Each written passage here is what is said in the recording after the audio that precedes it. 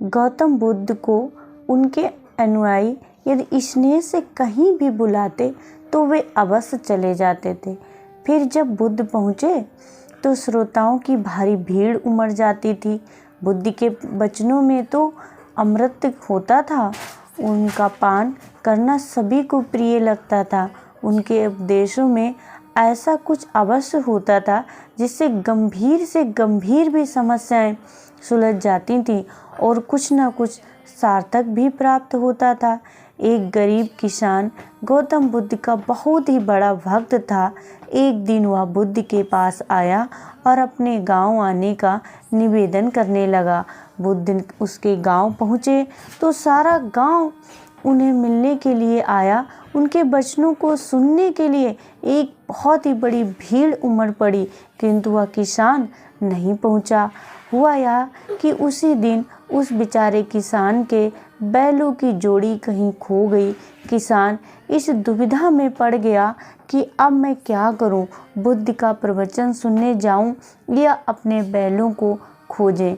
काफ़ी सोचने के बाद उसने अपने बैलों को खोजने का निर्णय लिया। घंटों भटकने के बाद उसके बैल मिल गए, लेकिन वह थका हारा किसान जब घर आया और भोजन करके वह सो गया। अगले दिन वह अति संकोच के साथ क्षमा प्रार्थी बन के बुद्ध के पास पहुंचा तो वे बड़े स्नेह से बोले, मेरी दृष्टि में यह किसान मेरा सबसे सच्चा अनुयायी है। इसके उपदेश में सबसे अधिक महत्व और कर्म है। यदि यह कल अपने बैलों को ढूंढते हुए उपदेश सुनता तो मेरी बातों का इस पे कोई असर नहीं होता।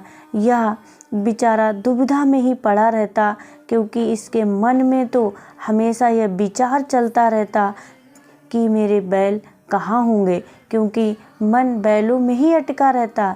इसने सबसे पहले कर्म को महत्व दिया है, प्रशंसनीय काम किया है।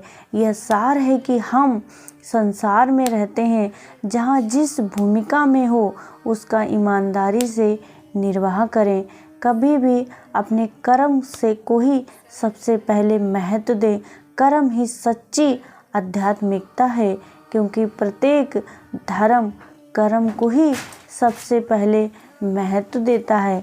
कर्म से बढ़कर कुछ भी नहीं है, कर्म ही सर्वोपरि है, कर्म से ही बढ़कर कुछ भी नहीं है।